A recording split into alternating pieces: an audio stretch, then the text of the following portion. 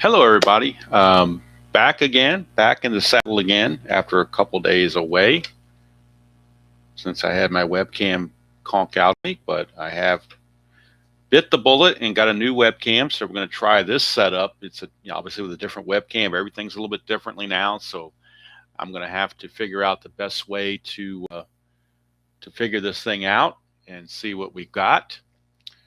But we are on the June 17th date.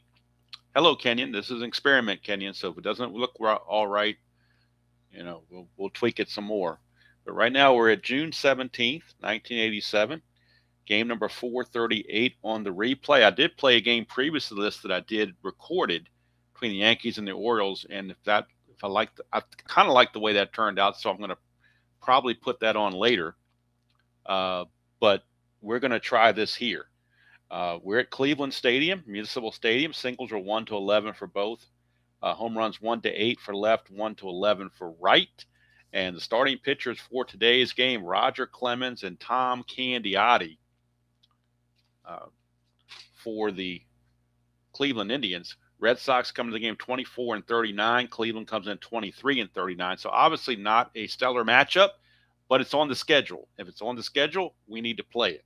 So my philosophy there, I'm not going to skip that. So it's just the way it works out.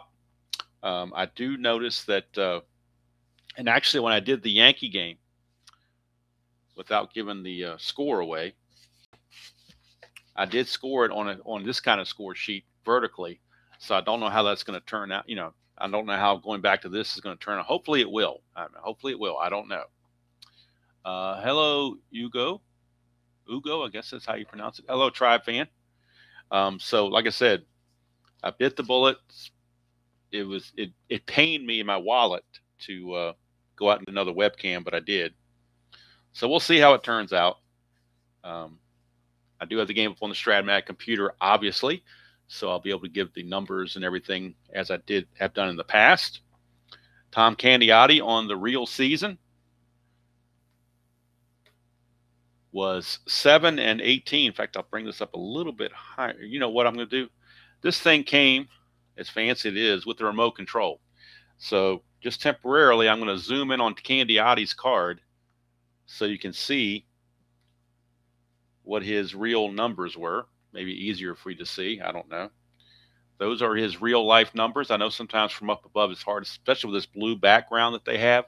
He was 7 and 18 with a 4.78 ERA on the real season. Now we'll back it up to the normal position. And if you're wondering what, I did some research over the weekend, looking at a lot of YouTube videos to figure out what the best webcam would be. And this is the one I settled with. So this is what I'm using. I'm using the O-Matic Smart Cam. This is not a commercial for them by any means. They didn't give me anything. I spent $60 on Amazon to get this. But I was watching all the things, and for the price, they said this was one of the better ones to get. So that's what I went with. So if you wonder what I'm using, that's what I'm using. And it did come with this little swanky thing here. So anyway, just in case you're curious, I know somebody's probably going to ask, so that's what it's for. And that's what is going on. All right. Like I said, I did record the Yankee-Oriole game just before this one as a live stream test, and I will probably put that on maybe tonight or something. I don't know. But we're going to try this and see how it turns out. We do have Ellis Burks leading things off. And as we look at, well, first of all, I showed you Candiotti's real card. On the replay, he's 2 and 7 with an ERA of 4.61. So he had 4.78 real world, 4.61 on the replay. He's pitched 82 innings, giving up 78 hits. He has walked 46 while striking out 54. Ellis Burks on the replay is hitting 283, 7 homers, 17 driven in. He at 272 real world. Yeah, I probably need some. I don't know who the I don't know if I can get a sponsor for the webcam there or not, Tim. But well, Giovanni's is just an imaginary sponsor anyway. All right, so here we go. Ellis Burks, Candiotti, knuckleball from Candiotti coming into Burks. That's a 6-5, and that is a fly ball to left field, and that's one away. One down, and that'll send up second baseman Marty Barrett. Marty Barrett.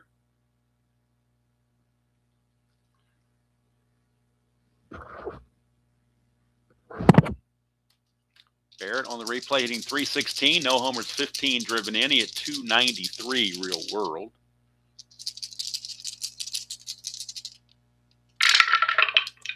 That's a 6-4, and that's a catcher X.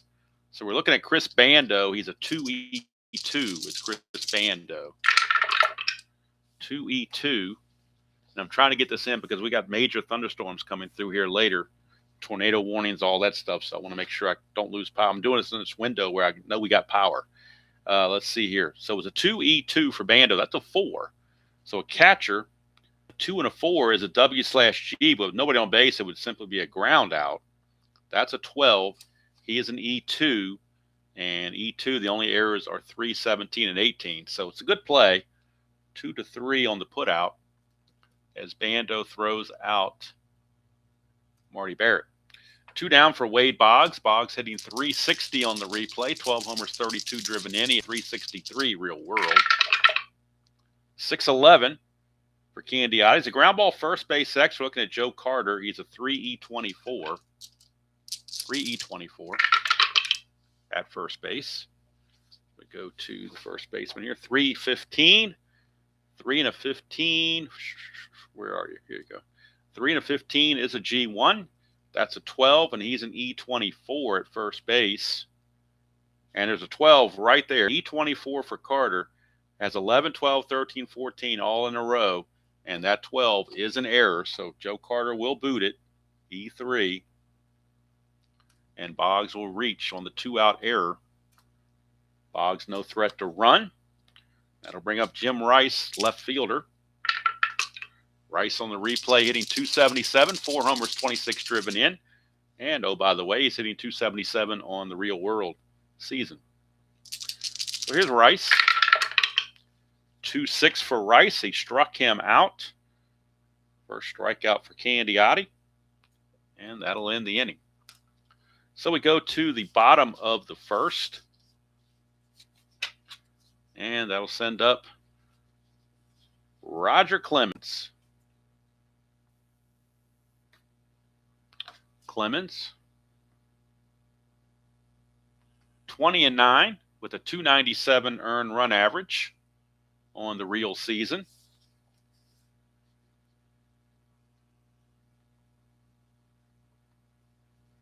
And we'll see how he did in the replay, or how he's doing in the replay. In the replay, he is 5-4, but an ERA of 4.57. He struggled early on. He's still kind of struggling a bit. 102 innings pitched. He's given up 109 hits, 35 walks, and 88 strikeouts. So he's not having the stellar season for sure. Here is Brett Butler, center fielder. Butler hitting 392 on the replay. 4 homers, 15 driven in. He at 295 real world. That's a 2-9, and that's a ground ball to first. Dwight Evans will take it to the bag himself. And that's 1 away. So 1 down. And that will now send up Julio Franco, the shortstop. Franco hitting 301 on the replay. 4 homers, 30 driven in. He at 319 real world. 6-9. That's a ground ball to Barrett at second. 2 down. And that brings up Pat Tabler. Tabler on the replay hitting 319, 4 homers, 32 driven in. He at 307 real world. 5-7. Ground ball second base X. We're looking at Barrett. He's a 2E11. See what he does on the 2E11. That's a re-roll because all the dice have to fit into the tray. So 2 and 20 is obviously good. E11 with an 11 at second base. E11, there is no 11 there. It's a 15, 17, and 18. So Marty Barrett will make the good play. And that will end the inning. 3 up and 3 down for the Cleveland Indians, courtesy of Roger Clemens. And after 1 inning to play, we got no score from Municipal Stadium in Cleveland. We head to the top of the second.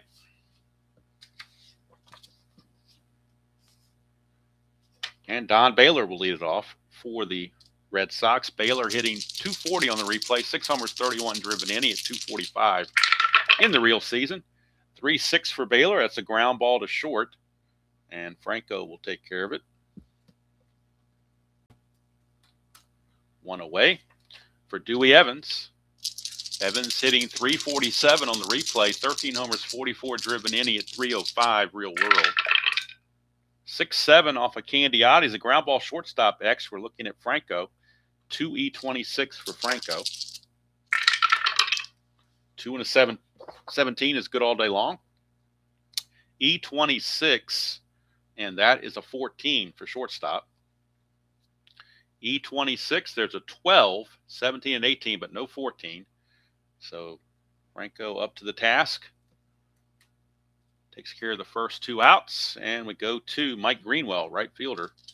Greenwell hitting 290 on the replay, 10 homers, 25 driven in. He hit 328 in the actual season.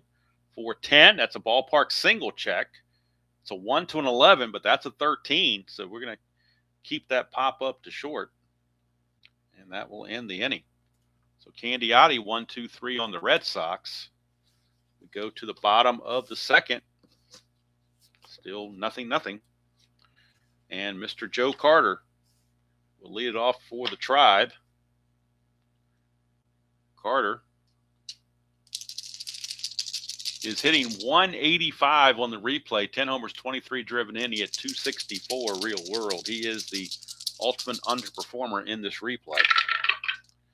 4-9 for Clemens. That's a strikeout, and his underperformance continues. First strikeout for Clemens.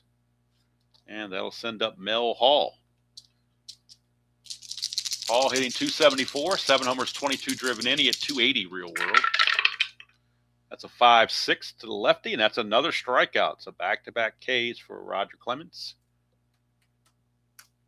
2 down for Carmen Castillo. He's in right field instead of Schneider today for whatever reason. Castillo hitting 203 on the replay. 2 homers, 6 driven in. He had 250 real world. 4-7, and that is a 1-2 single. That's a 16, so he will line it right to Spike Owen, and it's a 1-2-3 inning for Roger Clemens. At the end of 2, we got nothing going on here at Municipal Stadium. Top of the third we go. Spike Owen will lead things off, switch hitter. Owen hitting 221 on the replay, a homer and 8 driven in. He hit 259 real world. 6-8, switch hitter batting left, and that's a line out to third. Snagged by Jacoby. 1 down. And that'll bring up Rich Gedman. Gedman hitting 163 on the replay. No homers, 12 driven in. He at 205 real world. 3-6 for Gedman. That's a ground ball to first, and Carter will take it to the bag himself and outrace the slow-moving Gedman. 2 quick outs, and back to the top of the order for Ellis Burks. Flew to left his first chance. That's a 5-10. That's a ballpark blast off Tom Candiotti. It's a 1 to an 11. That's a 10. Burks has normal power, so that is gone. Look at it again. 5-10. Ballpark blast. 1 to an 11 at Cleveland Stadium for a home run. D20's a 10. He has normal power. That is gone. Ellis Burks, a 2-out solo home run, gets the Red Sox on the board. That's his 8th home run of the replay. He had 20 real-world home runs. RBI number 18 as well. And the Red Sox lead at 1-0. Here's Marty Barrett. That's a 6-3, and that is a base on balls. So Candiotti issuing his first walk of the ball game. Barrett now. The hold rating on Candiotti is a +3. He's a +2, and Bando's a +1. So Barrett, if he can get the lead, he can get a very easy steal. So he needs a 4. Doesn't get it, he will hold. And here is Wade Boggs.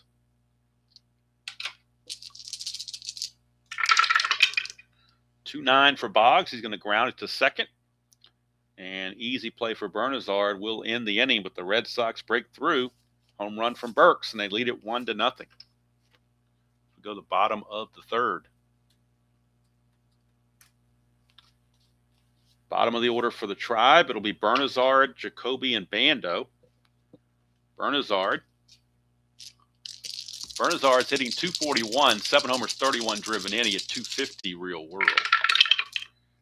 6'8", switch hitter batting left, and that's a strikeout. Strikeout number 3 for Roger Clemens.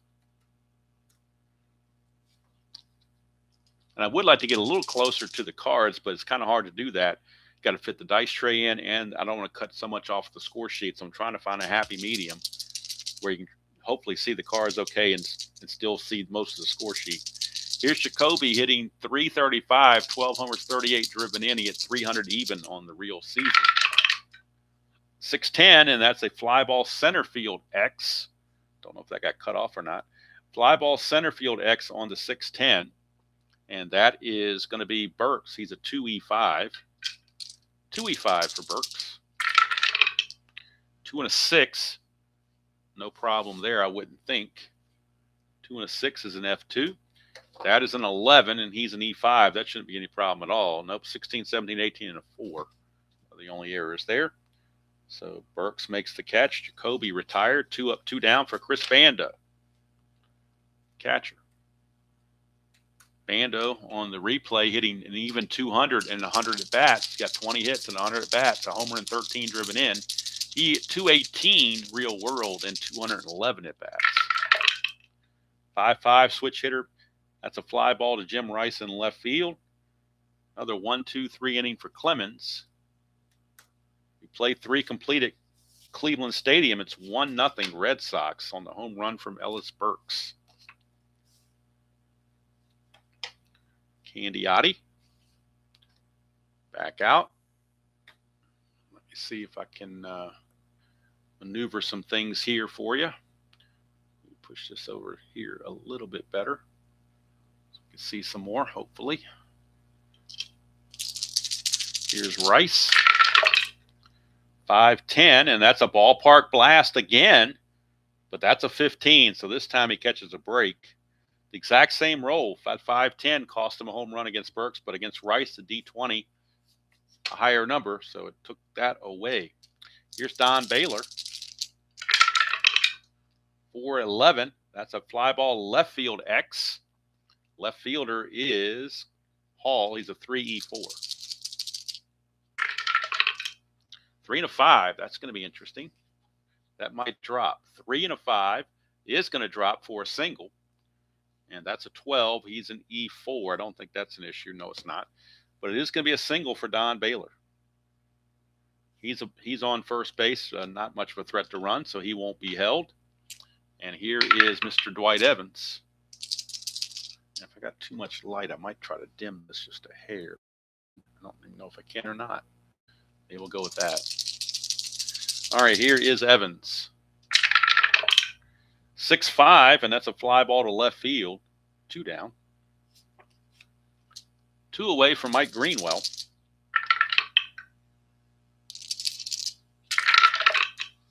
3-10 for Greenwell. That's a hit by pitch. Greenwell gets plunked. So a 2-out hit by pitch puts runners at first and second. It's now a clutch situation for Spike Owen. In the clutch against right-handers, he will gain a hit on 110 and 112.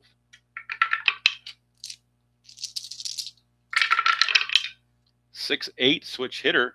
That's a line out to third. That's exactly what he did the last time he came to the plate. He found the same roll, lines to third, and that's going to end the inning. So we go to the bottom of the 4th. Still 1-0 Red Sox. Clemens will come back out. Facing Brett Butler.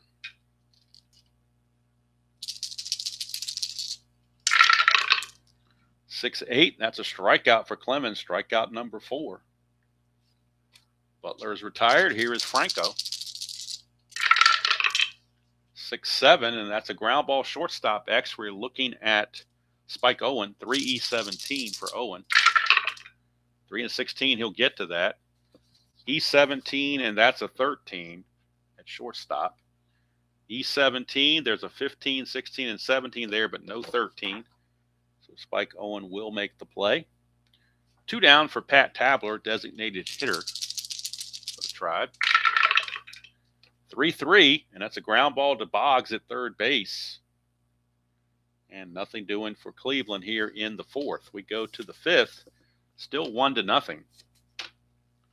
Both pitchers with excellent fatigue. Candiotti's a 7, Clemens is an 8. So there shouldn't be any problem with fatigue anytime soon. Here's Rich Gedman. He will lead things off.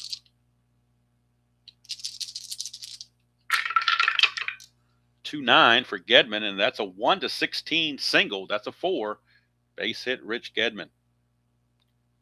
So Gedman caught the benefit on that 2-9, that benefit of the single, which was 1-16. Of course, he's not going to be held. Here's Ellis Burks. Homered his first time up, or last time up, I should say.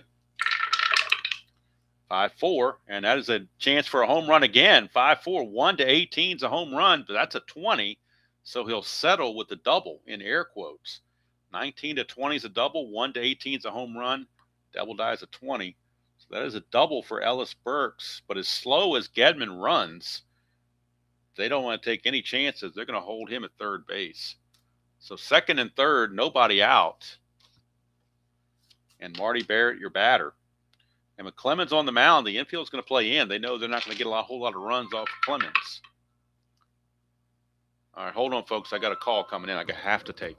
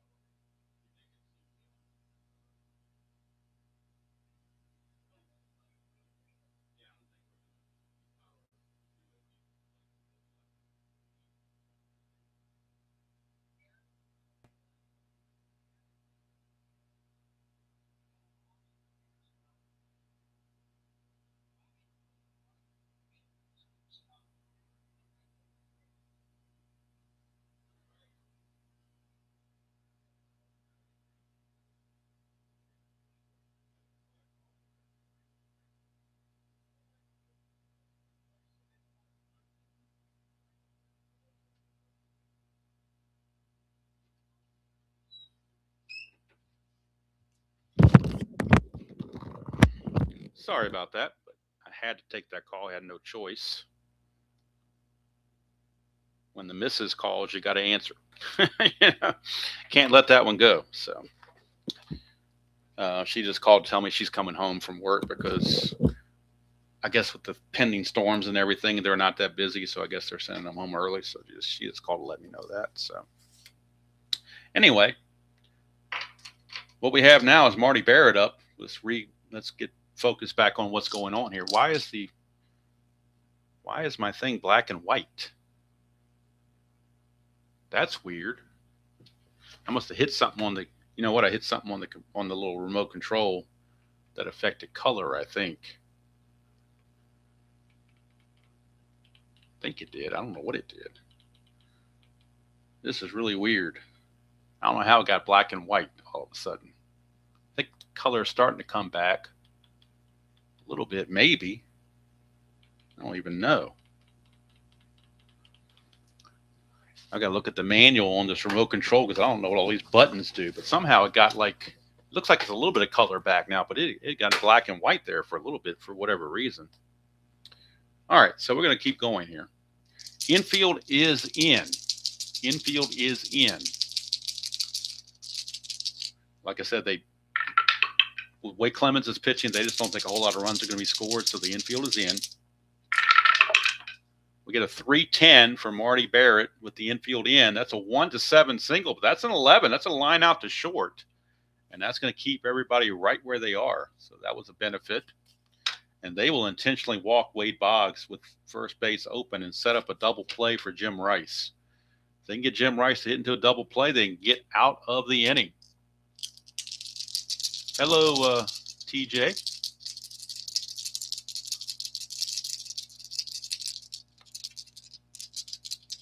Hello, Villain. All right, so Jim Rice, first, 1 out, bases loaded. Infield now back for the double play on Jim Rice. We get a 2-7 for Rice, and that's, oh boy, 2-5 would have been a double play, but 2-7 is going to be a solid single to center field. Gedman will score. Burks will most likely come in right behind him. Burks runs at a 17, not being held makes him an 18. 18, they can throw through. With Boggs being a less than a 13, he cannot go to third base on the throw. So they'll go ahead and send him, and they'll throw through 1-18. He scores. And barely he does. The fact he was a trail runner not being held allowed him to score there. So it's a 2-run single off the bat of Jim Rice. So they walk Boggs and they pay for it with a 2-run single from Jim Rice. 3-0 Red Sox, runners at the corners. Still only 1 out, and now we're looking at Don Baylor. They're looking for a double play from Baylor. 110 for Baylor. That's a ballpark single check. 1 to an 11. That's a 20, so that's going to be a line out to short for out number 2.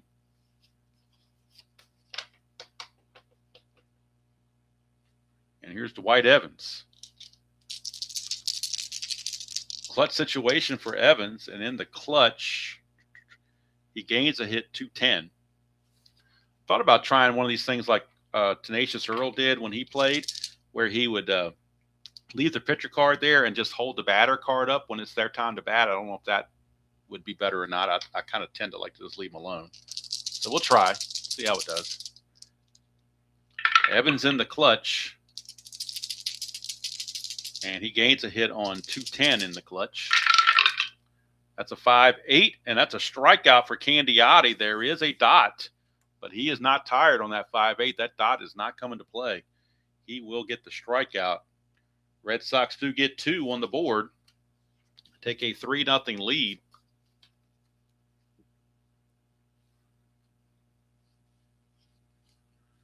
Roger Clemens will be facing Joe Carter, Mel Hall, and Castillo. We get a 4-3, and that's a fly ball left field X. We are looking at Jim Rice, 4-7. That could be iffy. 4-2, that's going to get through for a base hit, and that will be the first hit of the game for the Red Sox, for the Tribe. Breaks up the no-hitter for sure. 4-2 is actually going to be a double, and that's a 12, and Rice is a 7. There is no 12 there, but it is going to be a double for Joe Carter, and that, like I said, that breaks up the no-hitter. Leadoff double. Brings up Mel Hall. 112 for Hall. He fouls it out to Gedman. 1 away for Carmen Castillo.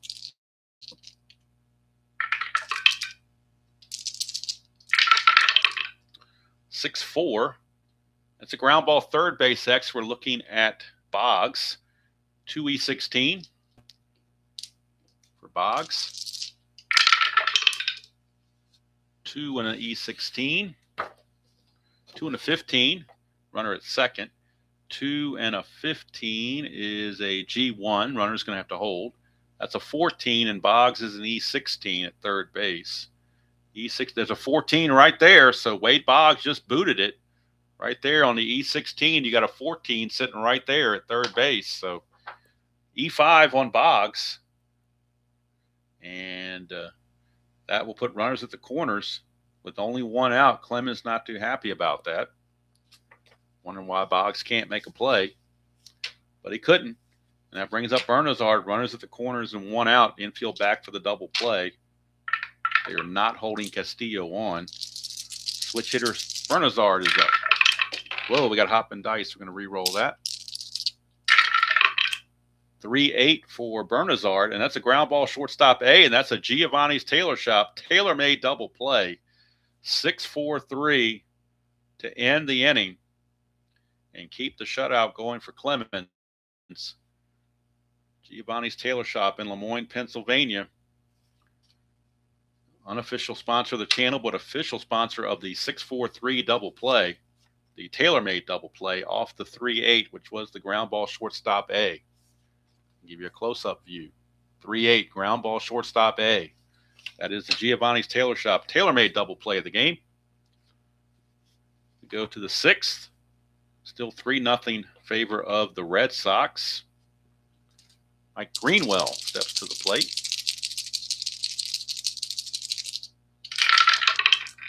That's a 3-11 for Greenwell, and that's a home run on home run on a ballpark check on the 3-11. Ballpark blast, 1-8. That's a 4. It's gone. Mike Greenwell just goes deep. Look at it again, up close and personal. 3-11 is the ballpark blast. That's a 4, and the ballpark effects is an 8, so it's gone. Greenwell making up for, or getting some revenge on Candiotti for hitting him in the previous at bat. He pulls out a home run, and for for Greenwell, let's see how many home runs Greenwell has now in the replay. Let's check it out here. Greenwell, that is his 11th home run of the replay. He had 19 real world. That's his 11th home run, his 25th run batted in. And the Red Sox now lead grows to 4-0 over Candiotti. Brings up Spike Owen. 2-6 for Owen, and that is a ground ball to third. One away for Rich Gedman. 3-8 for Gedman. That's a ground ball to second, 2 down. That brings up Burks. 2-8 for Burks, and that is a single to right field. So Burks, speaking of cycles, he's a triple away, but he had 2 triples real world. He's only going to get one more at bat probably, so he would have to do it in that final at bat. He does have a chance to get the lead, needs a 5 or a 6 to do so. Doesn't get it, so he'll hold. And that'll bring up Marty Barrett.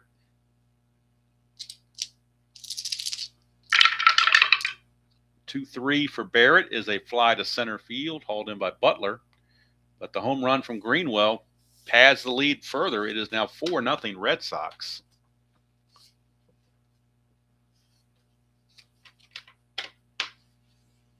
Clemens back out. We'll be facing Jacoby, Bando, and Butler here in the bottom of the 6th. 4-6 for righty. That's a 1-10 double. That's a 9. Double for Brooke Jacoby. Start the inning. Tribe needs something to get themselves off the schneid. Here's Bando. 6-4, switch hitter batting left. That's a ground ball to Boggs. You can see if he cannot boot it this time. He is at 2E16. 2-18. That'll keep the runner at second, assuming there's no error. That's a 9, and he again is an E16 at third base. E16, this time no 9 to show for it, so he will make the play. And that'll bring up Brett Butler.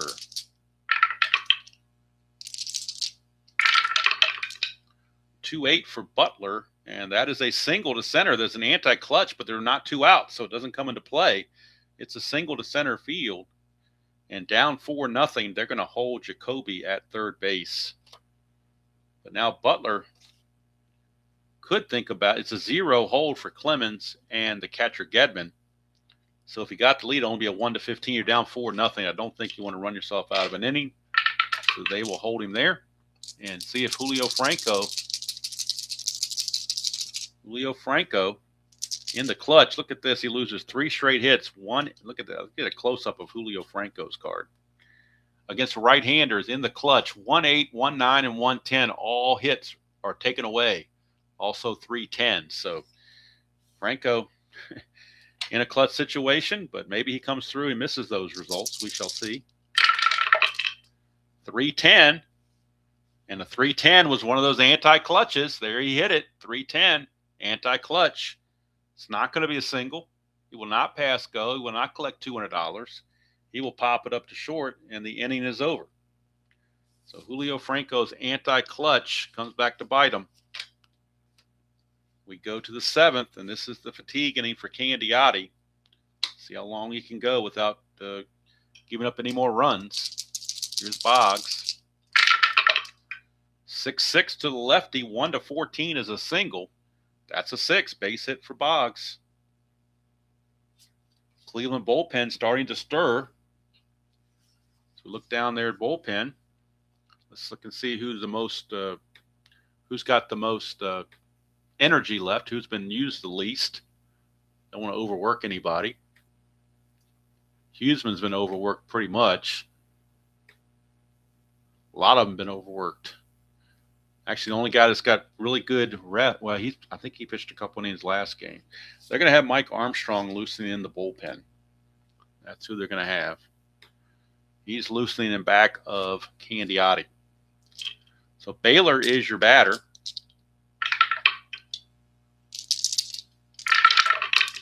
That's a 4-8, and that's a strikeout. There's a dot there, but he's not tired yet, so the strikeout is good for Candiotti. He's out of there, one away.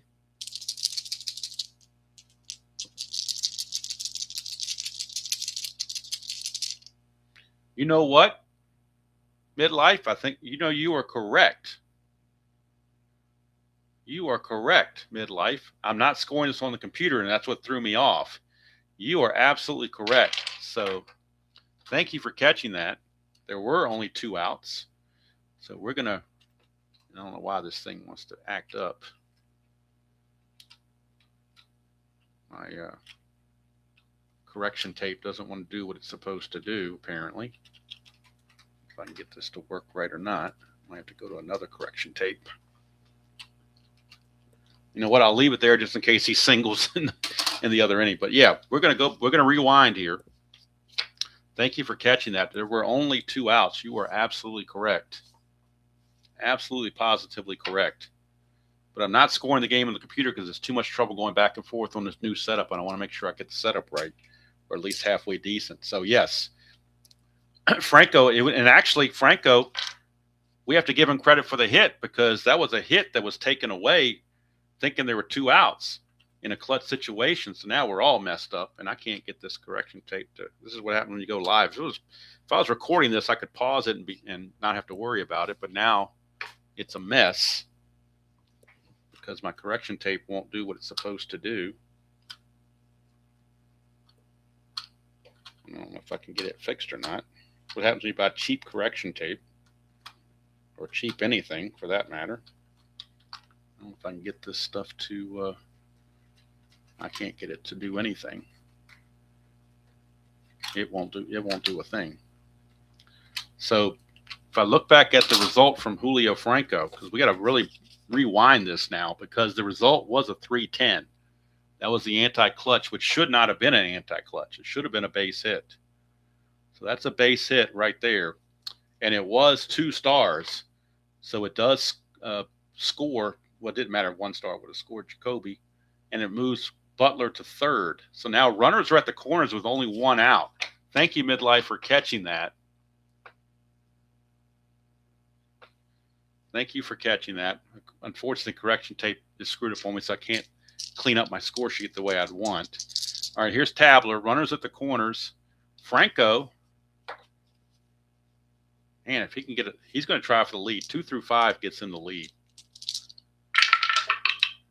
6, he doesn't get it. So we'll stick with Tabler. That's a 3-9, and we're going to do the old Tenacious Earl routine. 3-9 is going to be a fly to center field B ? So it's a possible sacrifice fly for Butler. Butler runs at a 16. You add 2 to it, makes him an 18. Burks' arm's a 0. 1 to 18, and he scores it. And he's in there. A sacrifice fly for Tabler. And that's 2 away. But 2 runs are in with Franco at second base, or at first base rather, with 2 outs. And here's Joe Carter.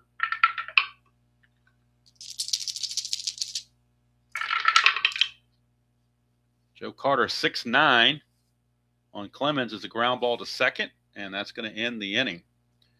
So Cleveland actually ends up with 2 runs in the 6th to cut the lead to 4-2. 4-2 ball game.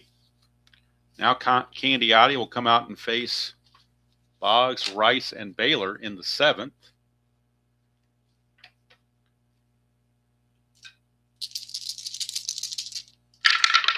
Here's Boggs, 2-3, and he's going to get a single anyway on a, I'm sorry, 2-3 is a walk. So it won't be a single, it will be a walk for Boggs. Not a single. He walks, and here's Don Baylor. I'm sorry, Jim Rice, not Don Baylor. How they got out of order, I've never known. It's actually Rice at the plate. Candiotti to Rice. 4-9, ground ball to second, so that's going to be a 4-3. Ground ball to second that moves Boggs to second. So he's at second with 1 out, and here's Don Baylor.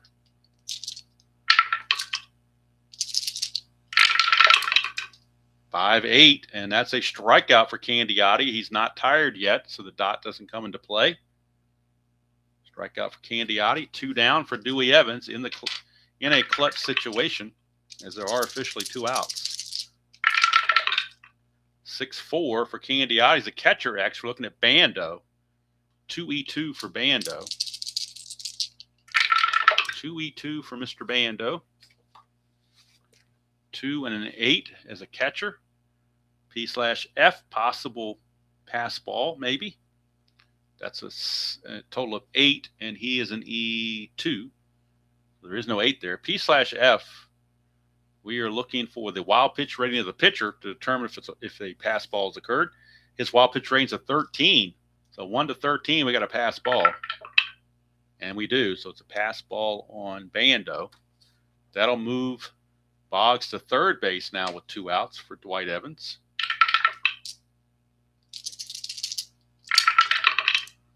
2-10 for Evans, and that's there you go, clutch situation. He gets the base hit, 2-10. Base hit would be a fly to left, but the clutch gives him a base hit, so it's an RBI single for Dewey Evans. And the Red Sox now take a 5-2 lead. 5-2, Candiotti nearing the end. You're going to see if he can get through the inning. Here's Greenwell. 1 more base runner, he becomes fatigued. 2-9 for Greenwell. That's a single to left field. So now he is officially fatigued for Spike Owen, but he has retired Spike Owen 3 times, so they're going to give him a chance to get Owen out and get out of the inning. If he doesn't get Owen, he may be departing. 2-2 for Owens, ground ball to third. That'll get him out of the inning. But the run comes in. It's now 5-2 Red Sox as we go to the bottom of the 7th. Bottom of the 7th. Clemens will be facing Hall, Castillo, and Bernazard here in the bottom of the 7th. 2-8 for Hall. That's a solid single for Mel Hall. Down 5-2. They're not even thinking about trying to run. Here's Castillo. 1-6 for Castillo. Ground ball, shortstop B, fielder's choice. 6-4. Castillo, the new runner, but he's not going anywhere either. Tony Bernazard.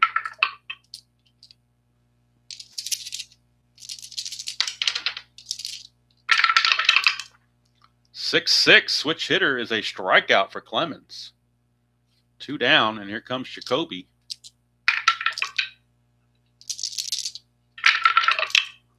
6-3 against Clemens is a ground ball pitcher X. Clemens is an E0. Need to go to his computer to find out what his actual range rating is, because the cards obviously don't show it in 1987. Clemens is an E0, and his range is a 3.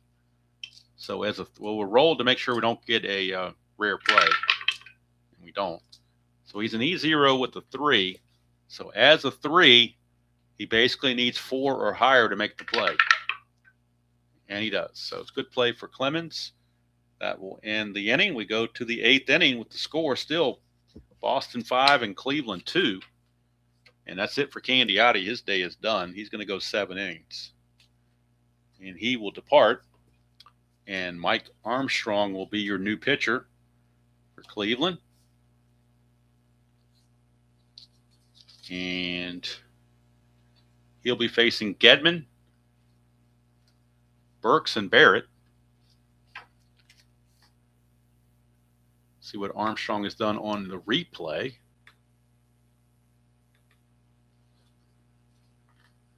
He is 0-1 with a 3.38 ERA, 11 innings pitched, 15 hits. In the real world, 1-0, 8.68 ERA, and a save in 19 innings. He does have a +9 hold, so that's certainly not going to help the cause. Let's get the numbers on Candiotti if I can. Let's see here. He gives up 5 runs. They're all earned. He's going to give up, let's see how many hits. 1, 2, 3, 4, 5, 6, 7, 8, 9 hits I've got him for. For walks, 1, 2 walks, and a hit by pitch. Strikeouts, I only have him for 2 strikeouts. Evans and Baylor, that's all I see. No, I'm sorry, got Rice, that's 3 strikeouts. 3 strikeouts is all he's got there. So now Rich Gedman will lead it off against Mr. Armstrong as he comes on in relief of Mr. Hello, Dr. D, in relief of Mr. Candiotti. It's a 4-9 for a lefty, and that's a single to center field off of Armstrong. So Gedman with a base hit. Here's Ellis Burks back to the top of the order. Burks needs a triple to get the cycle. I don't know if that's going to be possible against a righty. Let's see. He's a 2-9. Look at his card here very closely. The only way he gets a triple, he's got a couple choices here. He's got a 1-3 with an 18 to 20, or he's got a 2-9 with a 1, or the X chart off the pitcher. Those are his only possibilities for a triple, which he would need to get the cycle, but that's a 1, so that's a wild pitch on Armstrong because he's a 20, so that's automatically a wild pitch. So now Burks against Armstrong. 112 for Burks, and that's going to be a foul out to the catcher, Bando. So there goes the chance of another cycle. That's not going to happen today. Here's Marty Barrett. So right now, Greg Gagney's still the only cycle in this replay. 2-3 for Barrett. That's a fly to center. That's 2 away. And that'll send us to Wade Boggs.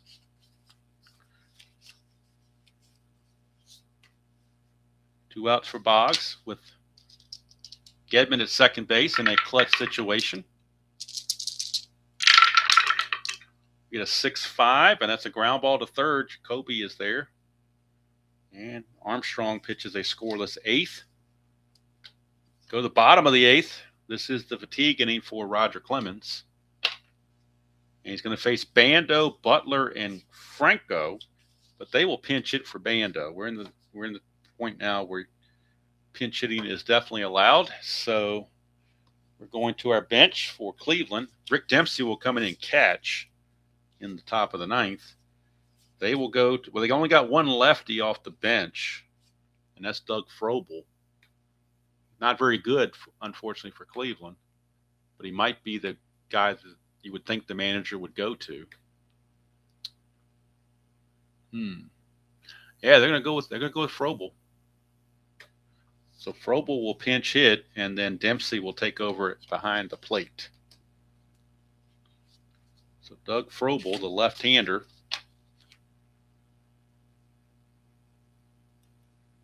will pinch hit here in the 8th. and then Dempsey will catch in the 9th.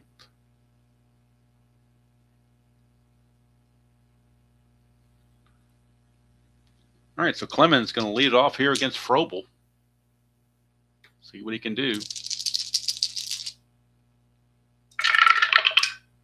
210 for Frobel, and that's a base on balls. That's something Frobel did pretty well. Drew 5 walks, so he's got some walks on his card there against righties. And he coaxed a walk. So Frobel is on, and now we're back to the top of the order, and Brett Butler. Move the cards over here so we can see him better. Brett Butler.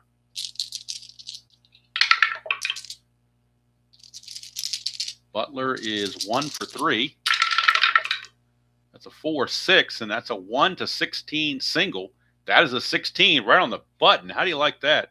Clemens, a 4-6 on Clemens is a 1-16 single, and we got a 16. It's only 1 star. But runners at first and second, nobody out, and now the Boston bullpen might start to stir a bit. Although you got to figure you trust Clemens a little bit longer than you do anybody else. Here's Franco. 5-5, and that's a strikeout. And there's a dot there, but he's not tired yet. So the strikeout by Clemens, 1 away. Brings up Tabler.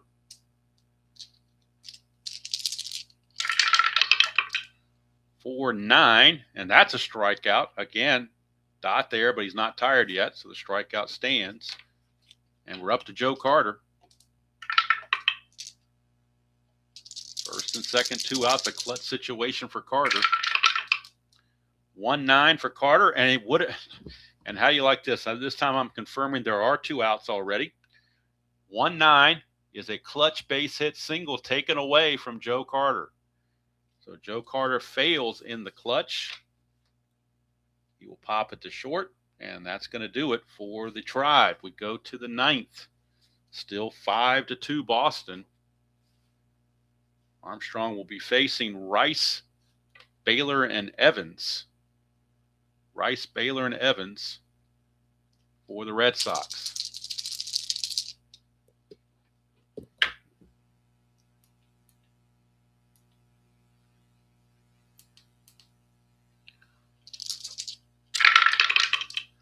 For 3, and that is a ballpark single check. That's a 15. It's out of range, so we'll make that a line out to short, 1 away. For Don, should be Don Baylor, not Dwight Evans. So why they're out of order like that. So here's Don Baylor.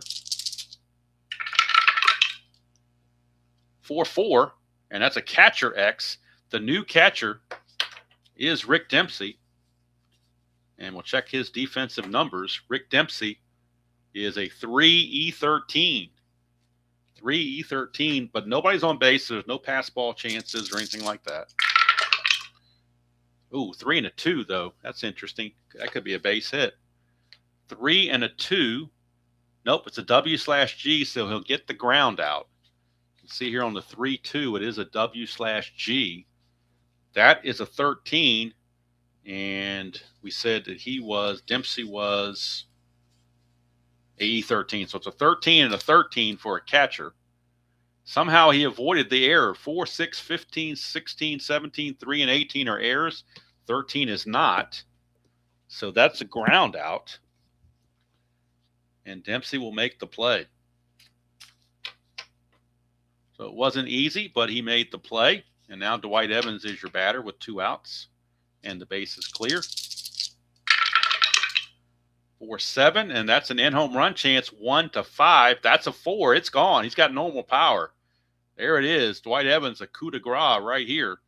4-7 for Armstrong is a 1-5 home run, and that's a 4, and he's got the normal power. So home run, Dwight Evans.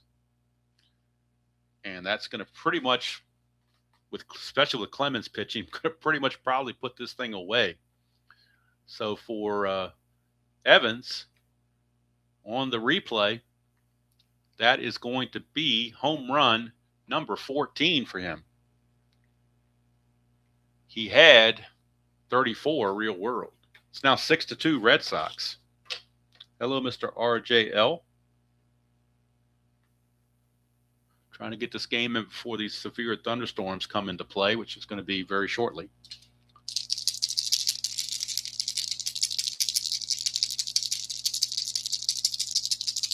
So here is Greenwell.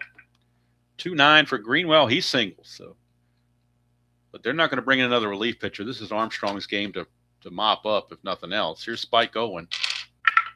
They're not going to waste another bullpen pitcher. 2-7 for Owen. He grounds it to first, and that's going to do it. But the home run off the bat of Dwight Evans makes it a 6-2 ball game as we go to the bottom of the ninth. And Clemens will see if he can finish what he started. He'll be facing Hall, Castillo, and Bernazard. Hall, Castillo, and Bernazard due up for the Tribe. Did I get a cycle? I got a cycle a while back in this replay with Greg Gagne. That was a while back, but I almost had a cycle here because Burks homer, double, and single, but he couldn't get the triple. All right, here's Hall. That's a 1-4 for Hall. Ballpark single. It's a 1 to an 11. That's a 6, so Hall will take the single. And now bullpen activity. Calvin Schiraldi loosening the bullpen for the Red Sox just in case. That's a 2, chance for a balk or pass ball. Looking at the balk chance of Clemens, his balk rating is a 4. Clemens balks on a 1 to 4. No balk. Narrowly escaped the balk. Here's Castillo, 3-5. Ground ball shortstop, ground ball third base B. Fielder's choice, 5 to 4. They get the lead runner. 1 away, and here's Tony Bernazard.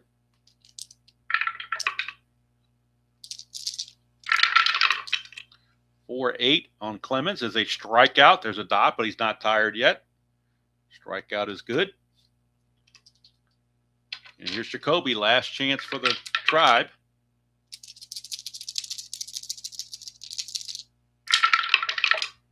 .311, and that's a ballpark blast for Jacoby. It's a 1 to an 11, but that's a 12, and that's the season in a nutshell for the Cleveland Indians right there. Look at it up close and personal. Brooke Jacoby, a .311, is a ballpark blast. The ballpark factor is an 11, but that's a 12. Just a deep fly to left to end the ball game, and that's the Tribe's season in a nutshell. Clemens, the complete game, 6-2 victory for Boston. Clemens will improve to 6-4. Candiotti drops to 2-8. Let's get the numbers on Armstrong. He went 2 innings and gave up a run, and he gave up 3 hits. And let's see, did he walk anybody or strike anybody out? No, he did not. So for Boston, 6 runs on 12 hits. The only error they had was on Wade Boggs. Cleveland just had their 1 error on Joe Carter. Let's see what Clemens did on his factor here. He gave up 2 runs. Went the full 9. 1, 2, 3, 4, 5, 6, 7 hits. He walked only 1. The only walk he did was to the pinch hitter Frobel was the only one that walked. Strikeouts. Let's see how many strikeouts he had. I had to count going here. 4, 5, 6, 7. Only 8 strikeouts. So it gives the 2 runs, and if Midlife hadn't caught it, that I only gave the Tribe 2 outs here and cost Franco a clutch base hit. In fact, it was only 1 out, turns it back into a single, which brought home Jacoby. And then a sacrifice fly brought home Butler. That's the 2 runs. Other than that, that would have been a shutout, but that would have been tainted because it would have been incorrect. So thank you, Midlife, for catching that for me. And there we go. 2 runs and 7 hits and 1 error for the Tribe. Game 438 in the books. Boston improves to 25-39. Cleveland drops to 23-40. And that's game number 2 from June 17th. Like I said, I did record earlier today the first game, which I tried a different setup for, Yankees and Orioles. So I probably will do something with that. Maybe late tonight. I'll put it out as just a video where I scored it, but I scored it on this kind of score sheet to see if it would make any difference. I don't really know. I'm still experimenting because I got this new webcam, And for those that came in late, that's the webcam I bought. This is what I'm using, but I'm still getting used to it and trying to tinker with it. And because my other webcam crapped out on me, it does have remote control, which is kind of nice. I can zoom in, or zoom out or whatever I want to do with that. If I wanted to do something like that, I can keep zooming in or zoom back out or whatever. So I'm tinkering with it to see what I can get to make it, the best. Unfortunately, this kind of score sheet, it was like 2 years old, Dad, but it just burned out. I mean, first of all, it wasn't being recognized by my computer. Then when I plugged it in, I started hearing this crackling sound, like like it was a power line going down on the street or something with that crackling sound. So I was like, I'm taking that, I can't do that. So it was either that, and when I try to do live stream on my phone, everything came out real elongated. It was clear, but the shape of everything was terrible. It was elongated, so it didn't look right. And so I went on YouTube over the weekend and just looked at all kinds of reviews and tried to get as much homework as I could on these things. And this one got a good rating, and it was on sale on Amazon for $59, so I got it. And we'll see. Hopefully, it lasts a while.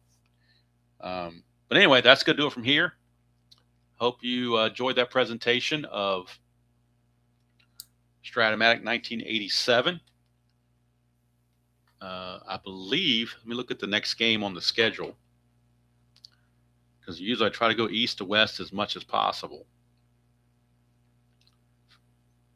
So if I look ahead to the June 17th, 1987,